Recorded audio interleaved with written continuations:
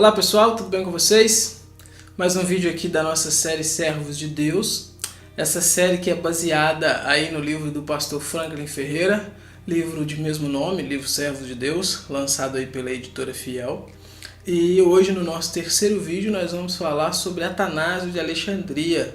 Já passamos por nomes aí como Policarpo de Esmirna, Irineu de Leão, e hoje o nosso terceiro vídeo é sobre Atanásio. Esse é o capítulo 3 do livro, então, e o pastor Franklin, ele inicia o capítulo dizendo o seguinte: entre os séculos 3 e 4, a igreja enfrentou grandes perigos. Um dos principais foi a heresia conhecida como arianismo. Ário, presbítero na igreja de Alexandria, no Egito, ensinava que havia apenas o Deus eterno e que Cristo foi criado por ele antes do tempo, uma criatura intermediária que se situava entre Deus e a criação. O resultado dos debates sobre esse ensino, que quase dividiram a igreja, foi a formulação de uma das mais importantes confissões da fé cristã, o Credo de Nicéia, elaborado durante um concílio eclesiástico relacionado na cidade de Nicéia, na Anatólia, em maio de 325. Dentre as muitas pessoas que assistiram ao concílio de Nicéia, encontrava-se um jovem diácono de estatura tão baixa que seus inimigos zombavam dele, chamando-o de anão negro. Tratava-se de Atanásio, o secretário de Alexandre, bispo de Alexandria. Ele seria o maior teólogo de seu tempo, o mais importante e resoluto defensor das decisões do concílio de Nicéia. Atanásio nasce em Alexandria, no Egito, por volta do ano 300 d.C., numa família cristã, e ele dominava o grego e o copta, lembrando que o copta era o idioma dessa região ali do Egito, de Alexandria, aonde ele nasce. Ele se converte aos 17 anos e em 319, aos 23 anos, ele é ordenado diácono e secretário de Alexandre, que era o bispo ali da cidade. Ele também, acompanhando Alexandre, ele vai participar do concílio de Nicéia, que é aquele concílio que acontece em 325 para resolver as questões ali sobre o arianismo. O concílio de Nicéia é um concílio que acontece em 325, é um concílio que foi reunido por Constantino I, que diferente do que muitas pessoas dizem, né, ele não é quem coloca o cristianismo como religião oficial do império. O que ele faz é legalizar o cristianismo, que até esse momento era perseguido, era proibido. Constantino então vai legalizar isso. Ele então organiza esse concílio, reúne esse concílio sob a direção de Ósio de Córdoba e basicamente, dentre outros assuntos, o que vai se resolver, o que vai se tratar no concílio de Nicéia é a controvérsia ariana. Ário, que era presbítero da igreja de Alexandria, ele começa a defender e ensinar que Jesus Cristo era uma criação de Deus. Então ele nega a eternidade de Cristo, começa a dizer que Cristo foi a primeira criatura de Deus. Então o concílio vai se reunir para tratar essas questões. Havia embates aí entre os defensores do arianismo e os defensores da ortodoxia. E, como já dito, Atanásio ele vai se destacar porque Atanásio é totalmente contra o arianismo. Então ele vai apresentar ali a sua defesa contra o arianismo, mesmo, como já dito, não tendo poder de voto ali no concílio. Alistair McGrath vai dizer que a gente pode sintetizar os principais ensinamentos de Atanásio em duas questões. O primeiro grande argumento de Atanásio é o seguinte: criaturas são pecadoras e precisam ser salvas. Logo, criaturas não podem salvar criaturas porque criaturas necessitam de salvação. Só Deus pode salvar criaturas.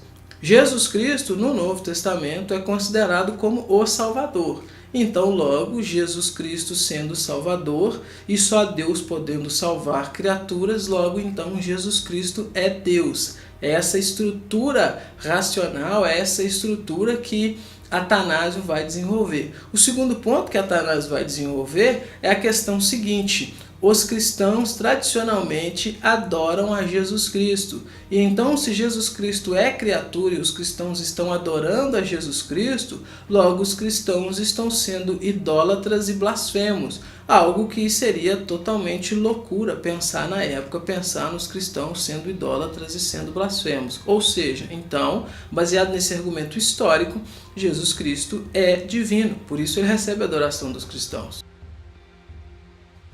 Em 7 de junho de 328, 2 meses e meio após a morte de Alexandre, o bispo ali de Alexandria, Atanásio então é ordenado bispo daquela cidade, mesmo sendo um pouco contra a sua vontade. Nos próximos 46 anos de bispado, 17 ele vai passar no exílio, sofrendo por causa da sua fé. Tem também um relato interessante na vida aí de Atanásio, que o Constantino, depois de algum tempo, queria restituir Ário à igreja, mas Atanásio é totalmente contra essa restituição, entendendo que uma vez que Ário havia fomentado, disseminado heresias, era impossível que ele retornasse à comunhão da igreja. Então Atanásio começa aí já indo contra a ideia ou a determinação aí do imperador e defendendo que Ário não podia ser restituído à igreja.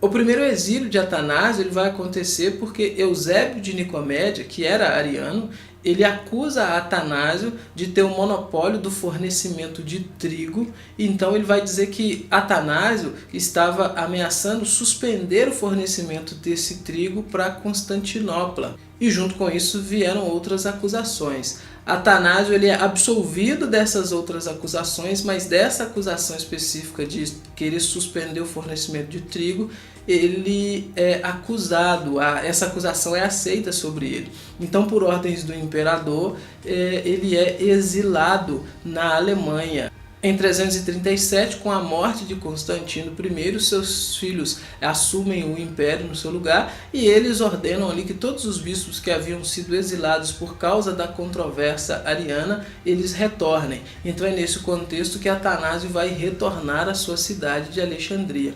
Como a influência ariana estava muito grande na cidade, Atanásio então não é reconhecido como bispo da cidade. Por não ser reconhecido, ele é deposto e o Gregório de Capadócia vai ser então declarado bispo ali de Alexandria.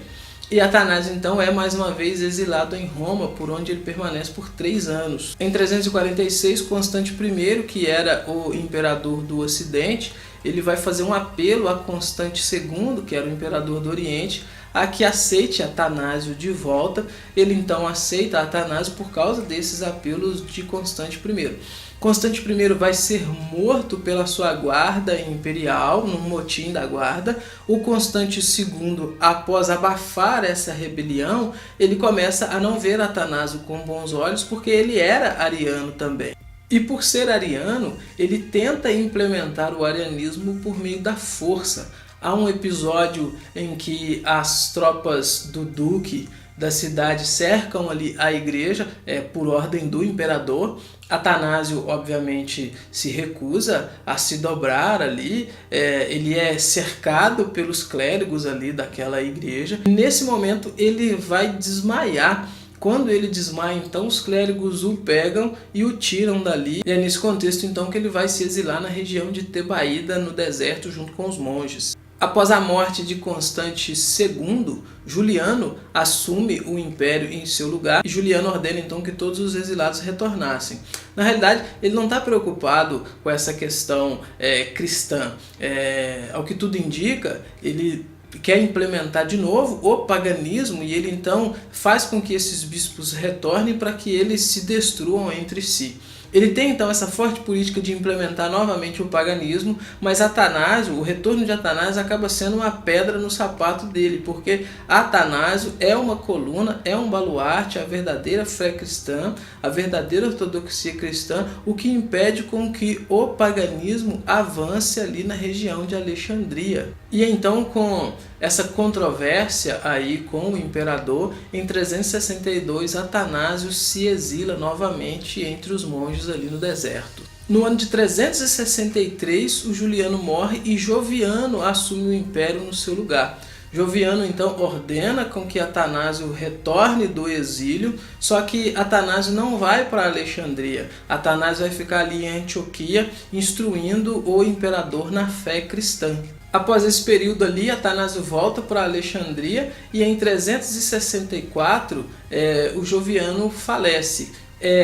Em seu lugar vai assumir o trono o imperador chamado Valente, e Valente, sucessor de Joviano, ele é favorável ao arianismo, temendo então que o sangue dos cristãos venha a ser derramado de novo por causa desse embate. Atanásio mais uma vez se exila.